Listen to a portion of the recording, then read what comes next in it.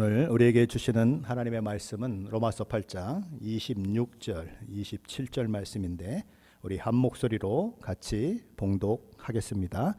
이와 같이 성령도 우리의 연약함을 도우시나니 우리는 마땅히 기도할 바를 알지 못하나 오직 성령이 말할 수 없는 탄식으로 우리를 위하여 친히 간구하시느니라. 마음을 살피시는 이가 성령의 생각을 아시나니 이는 성령이 하나님의 뜻대로 성도를 위하여 간구하심이니라. 아멘. 우리는 지난 시간에 오늘 본문과 동일한 본문을 가지고 세 가지 질문 중에 하나인 첫 번째 질문, 성령 하나님께서 우리를 위해 무엇을 기도하시는가 하는 것에 대해서 살펴보았습니다. 오늘 본문 26절이 그것을 이야기하고 있는데 제가 세번역 성경을 한번 다시 읽어보겠습니다. 이와 같이 성령도 우리의 약함을 도와주십니다.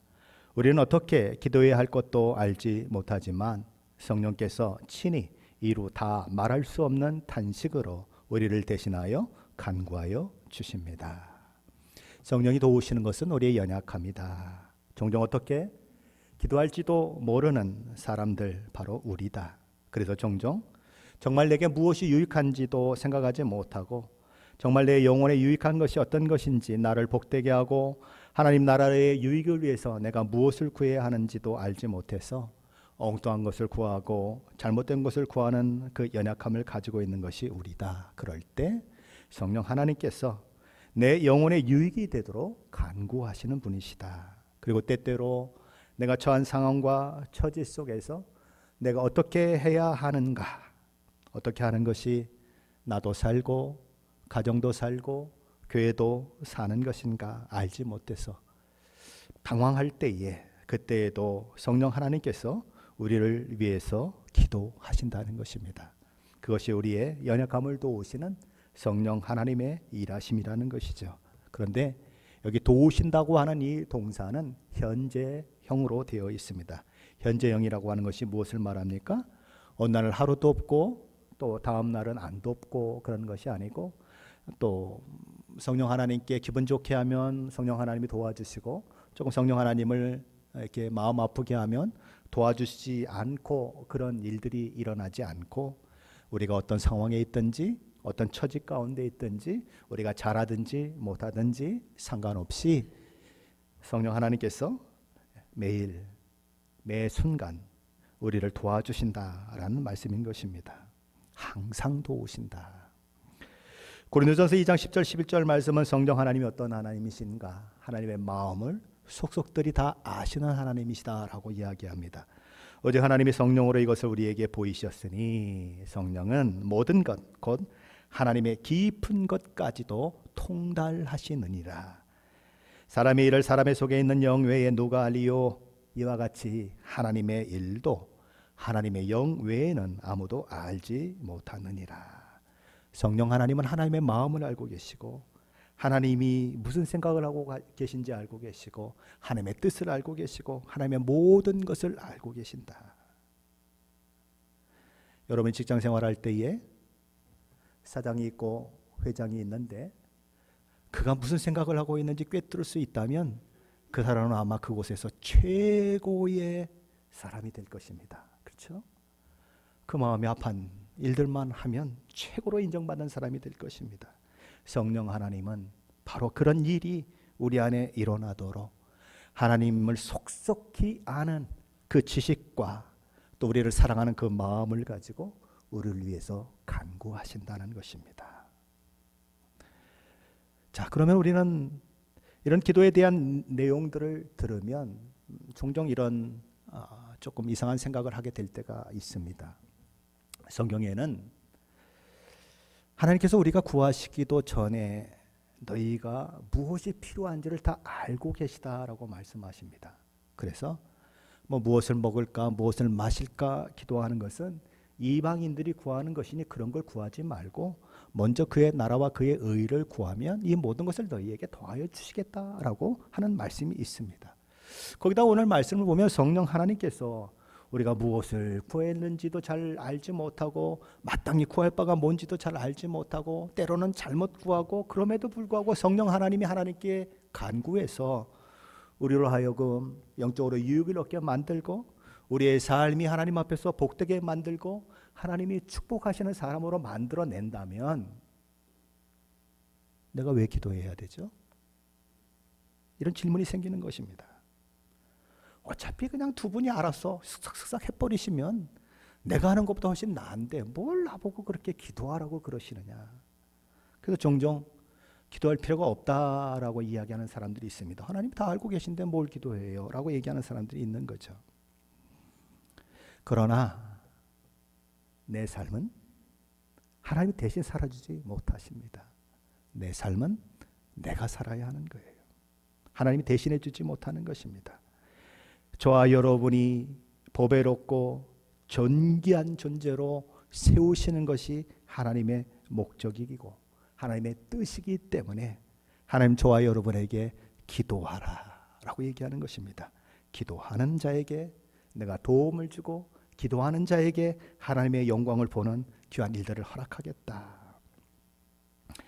저는 1월 7일자 조선일보에 할머니의 흔들리던 손수레 군인은 망설임 없이 달려갔다라고 하는 제목의 기사가 실렸습니다. 뭐 요즘 한국의 할머니들, 할아버지들이 손수레에다가 뭘 싣고 다닙니까? 박스 조가리, 종이 이런 것들을 그냥 잔뜩 싣고 그렇게 낑낑매면서 그것을 운반해서 그것을 팔아서 용돈도 하고 또 손자들, 손녀들 용돈도 주고 그런 일들이 있죠. 이 할머니도 빨간 모자를 쓰고 잔뜩 수레에다가 엉성하게 그냥 박스 그런 것을 플랫해가지고 거기다 싣고 또 뭐 종이도 싣고 잔뜩 싣고 가는데 너무 엉성하게 싣다 보니까 이게 그냥 넘어질 위기에 처해져서 넘어질 뻔하는 그런 사건이 생긴 것입니다.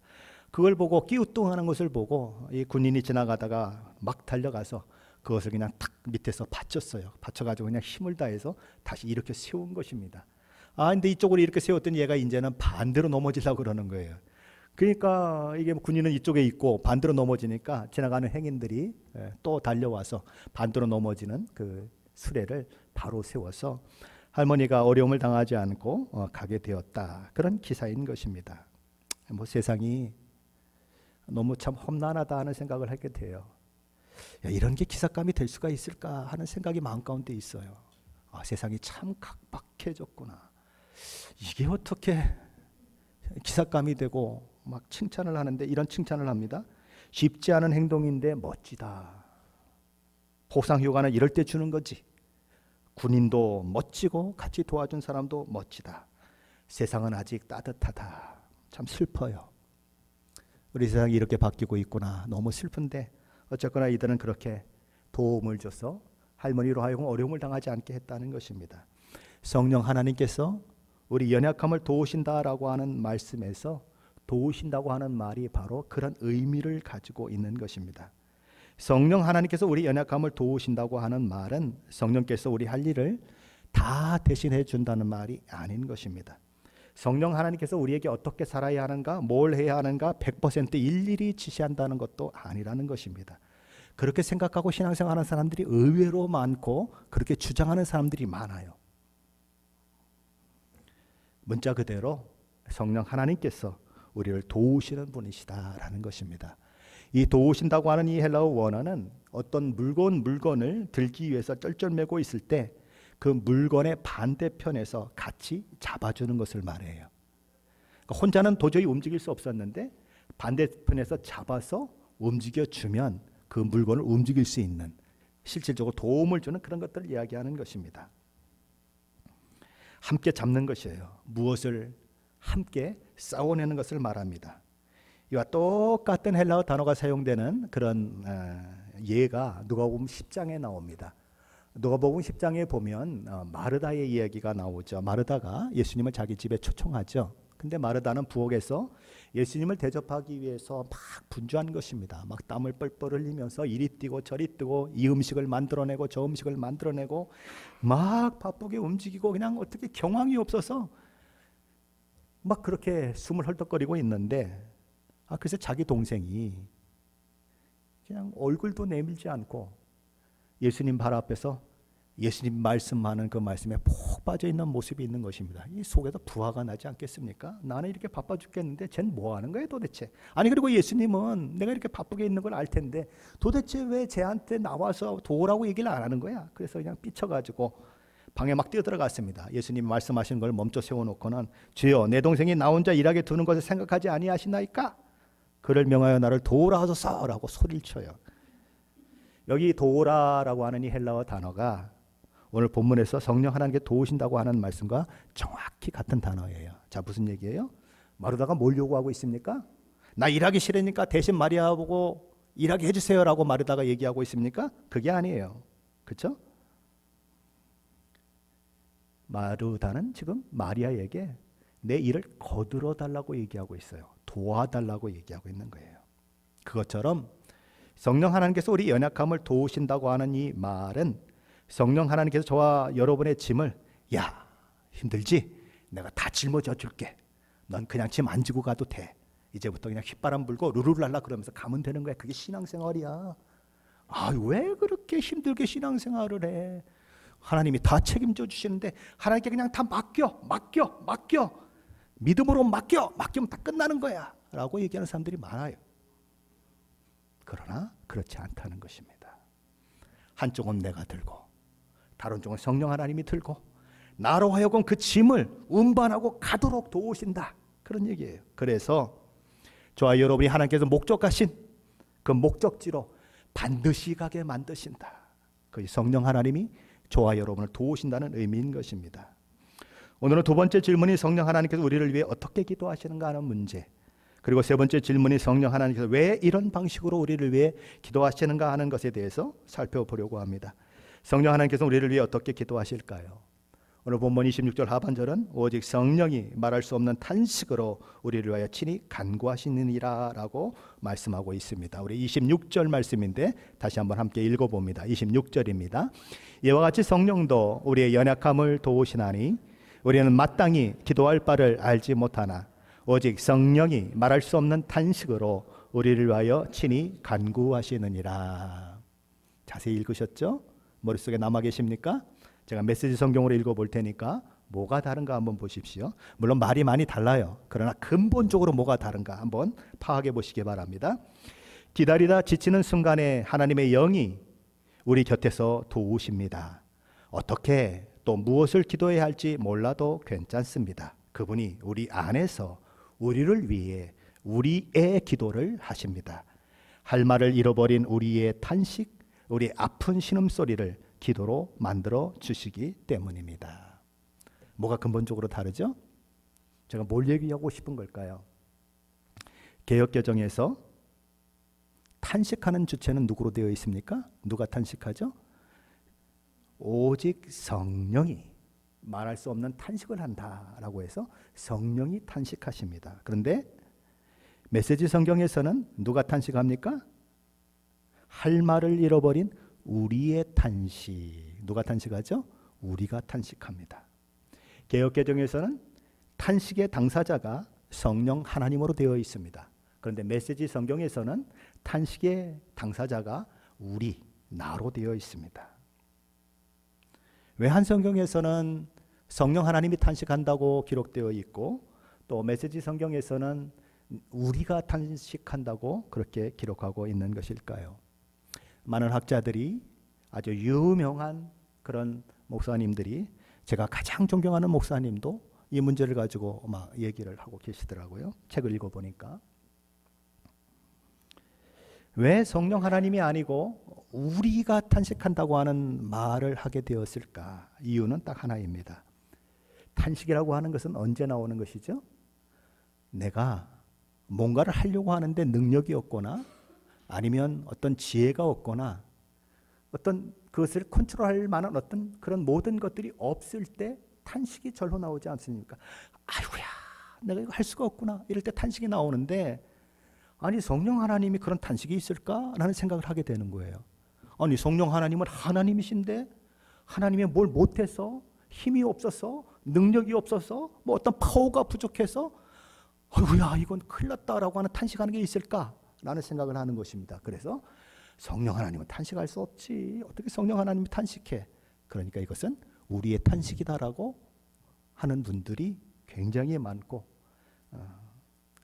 그렇게 생각하는 분들이 많은 것입니다. 자, 그러면 우리는 이 본문을 어떻게 받는 것이 좋을까요? 어떤 해석을 취하는 것이 좋을까요? 제가 이런 얘기를 여러분들에게 해드리는 얘기는 그 이유는 여러분들이 다른 목사님들 설교를 들을 때 이렇게 이런 의견들을 설교하는 분들이 있어요. 그러면 그것을 분별하여 들을 수 있는 능력이 있어야 해요. 그게 없으면 다 그냥 옳은 것처럼 생각이 돼요. 그래서 자꾸 이런 의견도 있고 저런 의견도 있고 그냥 여러분에게 이게 맞다라고 제가 주장하는 것이 아니고 왜 그것이 맞다고 주장하는지를 얘기하려고 그러는 거예요. 그 이유를 여러분 그걸 파고들어야 돼요. 그것이 성경을 연구하는 방법이에요. 그래야 헷갈리지 않을 수 있어요. 말씀이 홍수처럼 많으면 무엇이 진짜인지 몰라요. 그래서 이런 얘기를 하는 것입니다.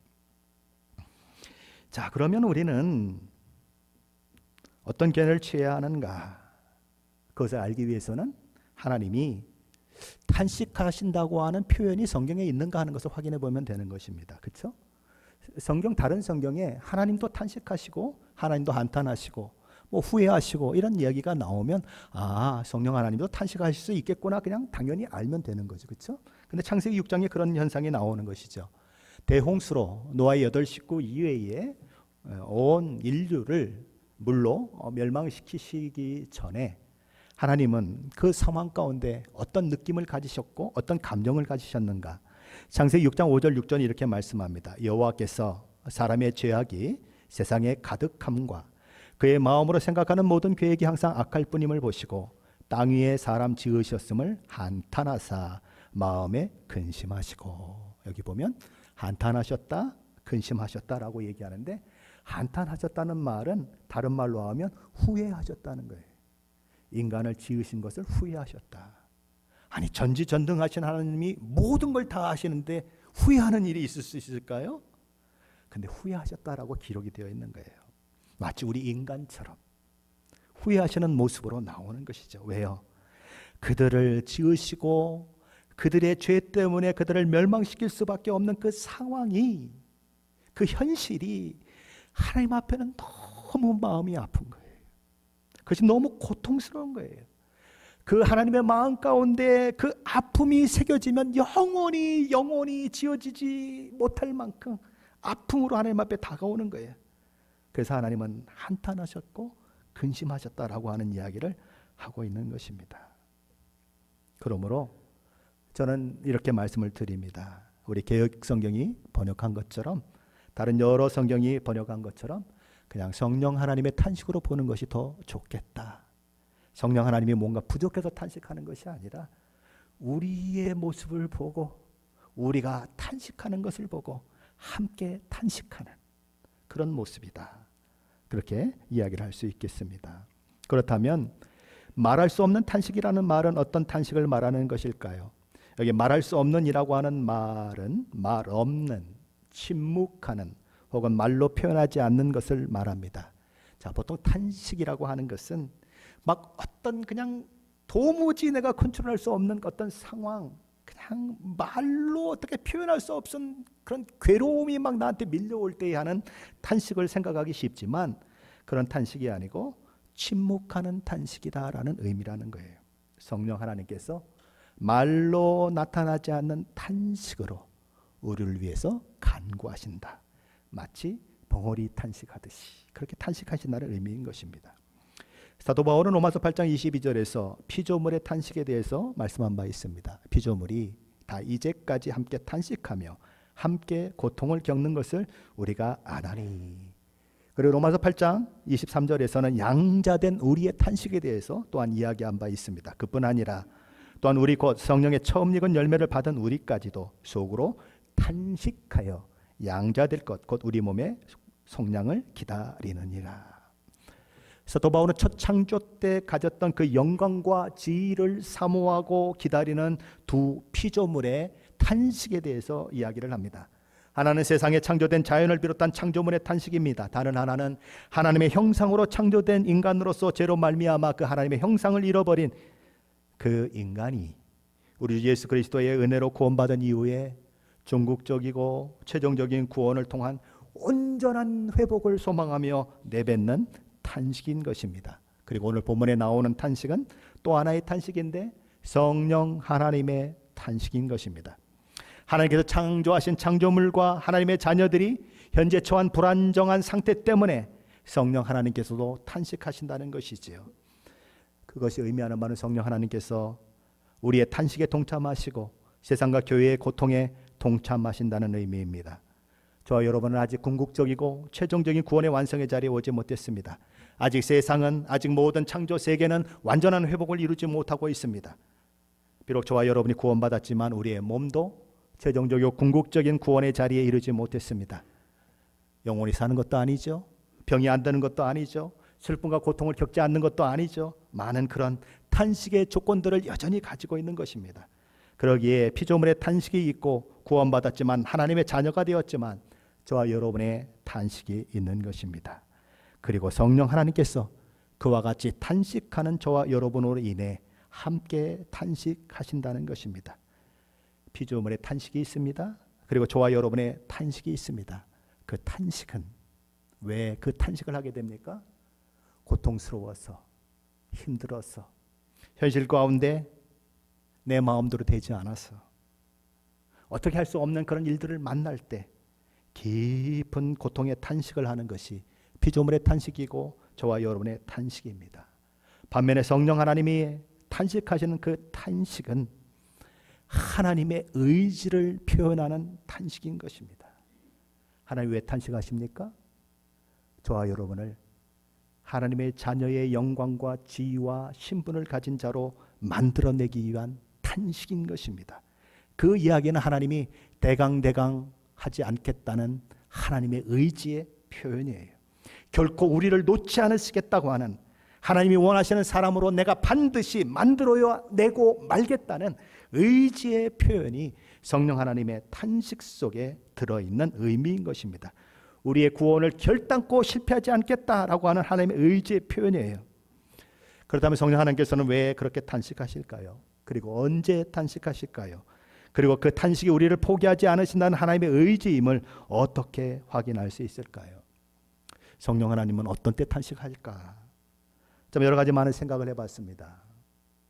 말씀을 준비해 놓고도 고치기도 하고 밤새도록 이것이 머릿속에 생각나서 내가 지금 바르게 전하고 있는가? 그런 생각을 하면서 고민을 많이 했습니다.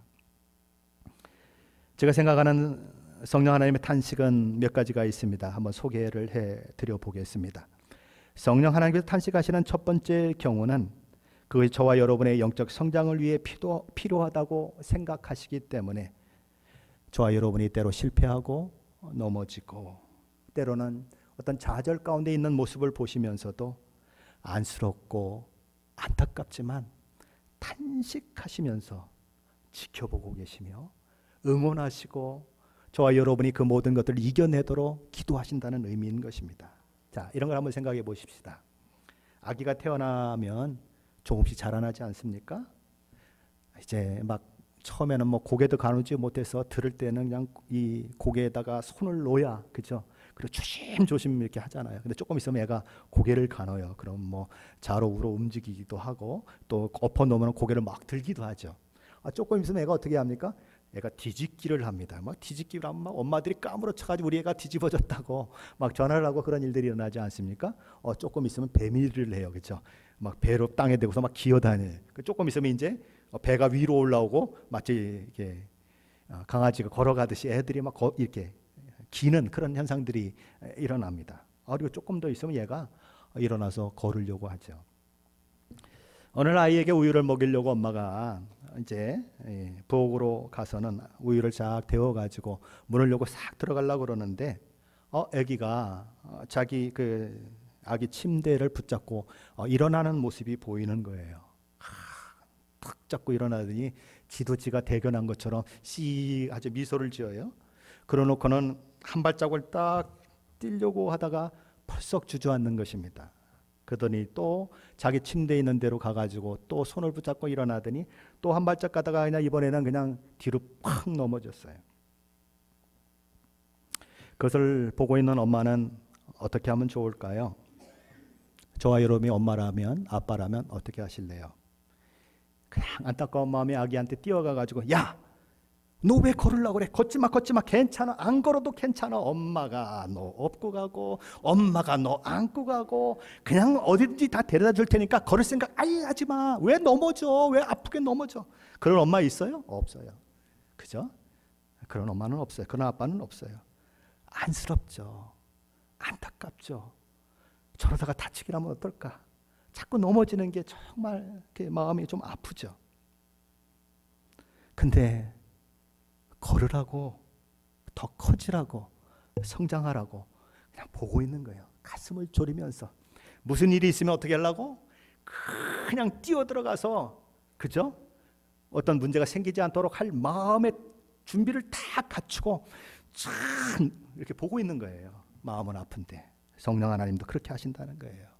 저와 여러분의 영적 성장을 위해서, 더 든든한 믿음의 사람이 되게 하기 위해서 도울 준비를 완전히 갖추시고, 가장 위기가 있을 때, 가장 어려울 때 들어와서 하나님이 개입하셔서 그 모든 상황에서 건져주실 그 준비를, 만만의 준비를 다 갖추시고 보고 계시다는 거죠. 애야, 다시 한번 일어나 볼래? 다시 한번 힘을 내 볼래? 그러면 네가 여태까지는 기어다녔지만 이제 걸을 수 있어. 조금 있으면 뛰어다닐 수 있어. 더 큰 믿음의 사람이 될 수 있고 더 큰 신앙의 사람이 될 수 있어. 너를 통해 수많은 사람들이 막 은혜를 받고 너를 통해 수많은 영혼들이 세워지는 일들이 그때 일어날 거야. 하나님이 저와 여러분을 그렇게 보고 계시는 것이지요. 그렇게 성령 하나님은 말할 수 없는 탄식을 하신다는 것입니다. 성령 하나님께서 탄식하는 두 번째 경우는 우리가 연약하고 우리가 마땅히 무엇을 구해야 하는지를 알지 못하고 인생을 살아가기 때문에 정말 추구해야 하는 것, 정말 구해야 하는 것을 구하지 않음으로 인해 그냥 놔두면 망하는 인생이 되고 열매 없는 인생이 되고 시사자는 안개와 같은 험한 인생으로 맞춰질 위기에 놓여져 있는 저와 여러분의 모습을 볼 때, 정말 유익한 것은 구하지 않고 생명을 주는 것은 구하지 않고 망하는 것, 죽는 것만 구하는 어리석은 우리의 모습을 볼 때 성령 하나님께서는 탄식하며 우리와 정반대의 기도를 하나님께 올리시는 것입니다. 마치 사춘기에 들어온 아이처럼 하지 말라는 것은 하려고 하는 충동으로 가득 차 있고 하라는 것은 안 하려고 하는 그런 충동으로 가득 찬 신앙인들이 종종 있어요. 그럴 때 성령 하나님께서는 탄식하며 기도할 수밖에 없게 되시는 것이죠. 청소년기에 막 들어온 아이들에게 너 좀 공부 좀 해라 그러면 어떤 아이들은 이렇게 얘기하는 아이들이 있더라고요. 엄마 아빠 내 나이에 그렇게 공부 잘했어? 남학응 했어? 엄마 아빠 가만히 있으니까 생활기록부 가져와봐, 성적표 가져와봐. 엄마 아빠가 할 말이 없어졌습니다. 그래서 야 이놈아, 엄마 아빠가 그때는 철이 없어서 환경이 안 돼서 제대로 공부 못해서 그게 한이 돼서 너한테는 공부할 그 분위기를 다 만들어주고 아무 생각 없이 공부만 하게 하려고 이렇게 밤늦게까지 일하고 애쓰고 수고하고 너한테 공부하라고 이야기하는 거 아니니? 근데 뭐라 그럽니까? 에이, 잔소리만 하고 있네 그러고 안 하는 아이들이 있는 거예요. 어떤 아이들은 엄마 아빠한테 성적표 가져와봐 그랬는데 엄마 아빠가 자랑스럽게 성적표를 딱 갖고 왔어요. 와, 10과목 중에서 8과목이 A+고 A고 나머지가 B예요. 2개가. 기가 질려요 이게. 와, 우리 엄마 아빠 공부 열심히 했구나. 그럼 자기 공부하면 되잖아요. 뭐라고 얘기합니까? 하지만 엄마 아빠와 난 다른 사람이야. 그걸 기억해야지. 엄마가 잘했다고 내가 잘해야 할 보장이 있어? 아빠가 잘했다고 내가 잘해야 하는 그런 법이 있어? 나한테 자꾸 그렇게 강요하지 마. 엄마는 엄마고 아빠는 아빠고 나는 나야. 그렇게 얘기하는 아이들이 있어요. 이래도 핑계 저래도 핑계, 마땅히 해야 할 일을 하지 않는 사춘기 아이들과 같은 신앙의 모습으로 저와 여러분이 살 때 성령 하나님은 탄식하시고 우리를 위해 기도하신다는 것입니다. 성령 하나님께서 탄식하는 세 번째 경우는 비록 우리에게는 고통이고 우리에게는 아픔이고 우리에게는 죽는 길이지만 오직 그 길을 통해서만 하나님의 원대하신 뜻과 계획을 이룰 수 있음을 하나님께서 알고 계시기 때문에, 그리고 그 하나님이 그런 마음을 가지고 있다고 하는 사실을 내가 알고 있기 때문에 비록 힘들고 어렵고 죽어야 하는 자리인데도 불구하고 그 사명을 놓치지 않고 하나님의 뜻을 이루기 위해서 씨름하고 고통하는 우리의 모습을 볼 때 성령 하나님은 탄식하신다는 것입니다. 그들을 향하는 우리 성령 하나님의 마음의 표현이 말할 수 없는 탄식으로 드러나는 것이지요. 제 허물로 죽은 저와 여러분을 살려내시기 위해서 이 땅에 오셨던 우리 주님은 자기 몸을 십자가에 못 박아야 하는 시간이 다가올 때에 겟세마네 동산에 올라 땀방울이 핏방울이 되도록 고민하며 기도하셨습니다. 하나님이시지만 한 인간의 몸을 가지고 계셨던 우리 주님, 눈물도 가지고 계시고 고통도 가지고 계시고 슬픔이 무언지도 아시고 병들기도 할 수 있는 그 몸을 가지고 계셨던 우리 주님은 온 인류의 죄와 허물을 그 어깨에 지시고 그 고통, 그 아픔을 견뎌야 했는데 사실은 그 모든 고통과 그 아픔은 육체를 가진 인간의 한계를 뛰어넘는 엄청난 고통이요 엄청난 아픔이었습니다. 예수님은 그 십자가를 바라보시면서 제자들에게 이렇게 말씀하십니다. 내가 고민하여 죽게 되었으니 나를 위하여 기도하라. 그리고 하나님 앞에 나아가 눈물로 이렇게 기도합니다. 아버지여, 만일 할만하시거든 이 잔을 내게서 지나가게 하옵소서. 하나님의 사랑하는 아들이십니다. 하나님이 일하시니 나도 일한다라고 말씀하시면서 하나님께 순종해왔던 그런 아들이십니다. 그 아들이 하나님 앞에 이런 기도를 드렸다면 하나님은 어떻게 하셔야 할까요? 하나님 우리 사람이라면 두 팔을 막 걷어붙이고 신발 신을 새도 없이 달려내려오셔야죠. 그렇죠? 달려내려오셔서 이놈들 어떤 놈들이, 제가 강단에서 좀 그러네요. 우리 아들을 죽이려고 그래. 내일 박혀야 할 십자가 어디 있어? 그냥 도끼로 다 부셔버려가지고 다 그냥 태워버리고, 누구야? 나와. 빌라도 너 오늘 죽어. 대제사장 너 70인의 종교인들 니들 오늘 다 죽어야 돼. 십자가 밑에서 저주하는 니들 오늘 다 죽어야 돼. 그러셨나요? 안 그러셨어요. 하나님 그렇게 하신 것이 아니라 누가복음 22장 43절은 이렇게 기록합니다. 천사가 하늘로부터 예수께 나타나 힘을 더하더라. 우린 뭘 기도합니까? 하나님 십자가는 아니에요. 십자가는 아니에요. 그건 나 지기 싫어요. 그러면 뭐 하나님이 안 지게 해주셔야죠. 그게 맞는데 하나님은 안 지게 해주신 게 아니라 잘 지도록 더 힘을 북돋우기 위해서 천사를 보내셨다니까요.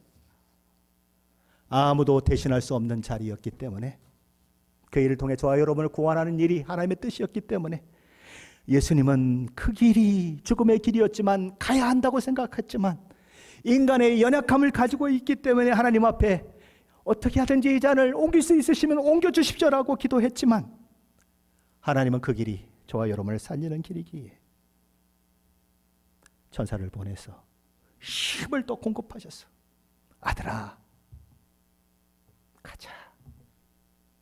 힘들어도 가자. 그래야 시애틀 임마누엘 교회에 있는 여기 앉아있는 이 영혼들이 살아난단다.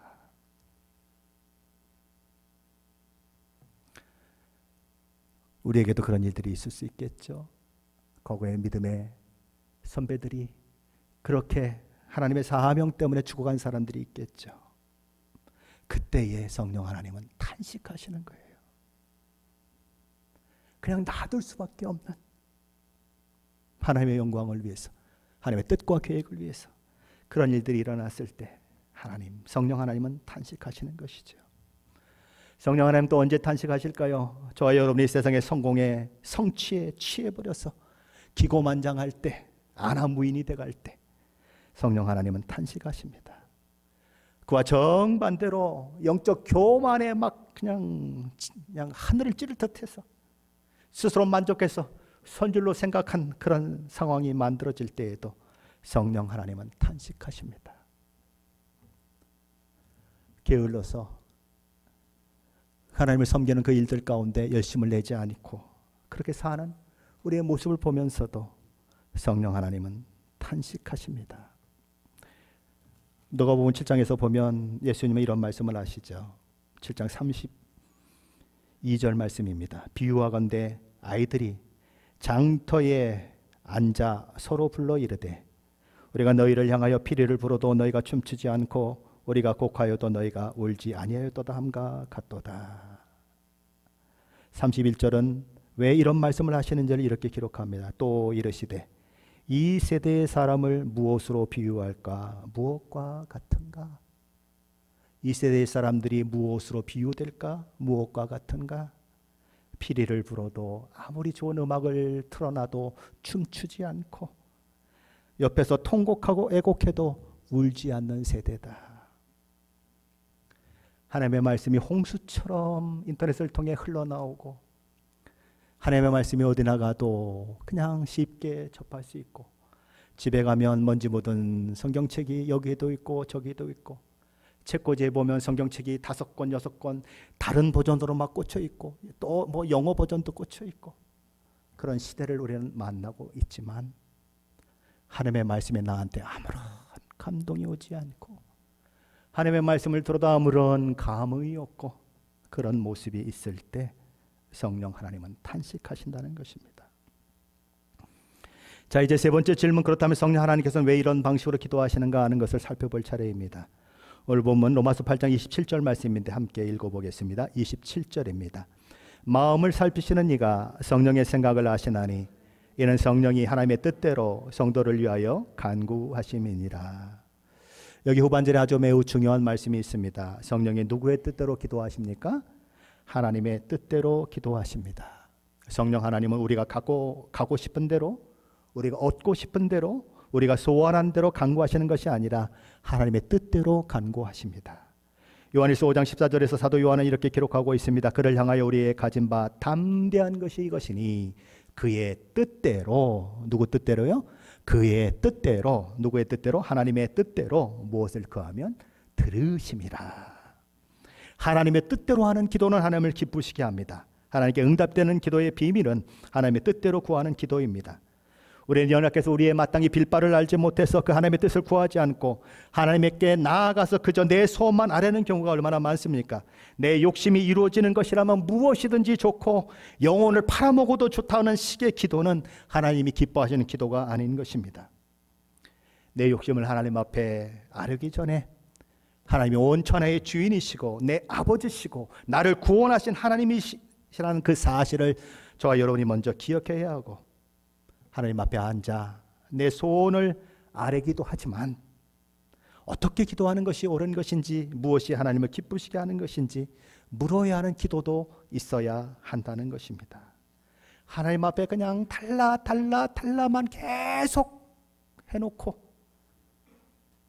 하나님 무엇을 말씀하시는지는 전혀 듣지도 않고 이제 기도 끝! 그래놓고 하나님 앞에서 물러 나오는 것은 참된 기도가 아니라는 것이죠. 하나님께서 왜 나 같은 것을 사랑하셨을까? 하나님께서 왜 나 같은 죄인을, 나 같은 못난 사람을 위해 아들 예수 그리스도를 십자가에 내어 주시기까지 하셨을까? 저와 여러분을 십자가 대속의 은혜로 구원하셔서 아들과 딸이 되게 하신 이유는 어디에 있을까? 무엇을 목적하고 계실까? 그 고민이 없는 기도라면 그 기도는 참된 기도가 될 수 없습니다. 우리 주님처럼 정말 십자가 앞에서 아버지여 할만하시거든 이 잔을 내게서 옮기시옵소서라고 기도한 이후에 그러나 내 뜻대로 마옵시고 아버지 뜻대로 되기를 원하나이다라고 하는 기도로 맞춰질 수 없는 기도라면 그 기도는 참된 기도가 될 수 없다는 것입니다. 성령 하나님은 말할 수 없는 탄식으로 저와 여러분을 위해서 간구하신다라고 말씀하십니다. 저와 여러분의 귀에는 이 말할 수 없는 탄식으로 기도하시는 성령 하나님의 탄식의 소리가 들리고 계십니까? 성령 하나님께서 왜 탄식하십니까? 성령 하나님은 자신의 문제로 말미암아 탄식하지 않으십니다. 성령 하나님께서는 피조물을 바라보시며 탄식하십니다. 하나님의 영광을 위하여 창조된 피조물이 오히려 그 영광을 잃어버리고 고통과 싸움과 그리고 살육의 경계 속에 빠져있는 슬프고 괴로운 모습을 바라보시며 성령 하나님은 탄식하십니다. 이 피조물 가운데 가장 영광스러운 피조물로 창조된 하나님의 형상을 따라 지음받은 인간이 하나님의 뜻을 따라 살지 않고 고통 속에 신음하는 모습을 보시며 탄식하십니다. 그리스도의 보혈로 말미암아 제사함받고 구원받은 하나님의 자녀들이 죄 속에 빠져서 비틀거리고 방황하고 절망하고 탄식하는 모습을 바라보시며 무엇이 하나님의 뜻인지는 관심도 없고 그저 자기 만족과 기쁨과 욕망을 위해 달라달라 그러면서 육의 것만 찾고 있는 모습을 바라보시며 탄식하십니다. 그 성령 하나님의 탄식 소리가 들려오십니까? 그 성령 하나님의 탄식의 소리를 듣는 사람은 그의 기도가 달라질 것입니다. 자기 안에도 성령 하나님께서 탄식하며 기도하는 것 같은 그 기도가 하나님 앞에 올려질 거예요. 그리고 그 탄식의 기도를 하나님 앞에 올려드리는 자는 하나님 앞에 더 가까이 나아가는 축복을 얻게 될 것이고, 더 영적으로 민감한 사람이 될 것이고, 더 하늘의 복과 은혜를 받아 누리는 자들이 될 것이고, 그들을 통해 하나님은 영광을 받으실 것이고, 그들을 통해 하나님의 복음은 능력 있게 전파될 것이고, 그들이 가는 곳마다 생명을 살리는 일들이 나타날 거예요. 내 탄식을 성령의 탄식으로 바꿔보시지 않겠습니까? 성령이 무엇을 위해 기도하시는가? 성령이 나를 보고 무엇 때문에 탄식하시는가? 그 성령의 마음을 아는 자로 2023년 이 한 해 믿음으로 하나님의 영광을 보는 저와 여러분의 삶의 현장 속에서, 저와 여러분의 여러 정황 속에서 그것을 보는 일들이 있게 되시기를 우리 주 예수 그리스도의 이름으로 간절히 축원합니다.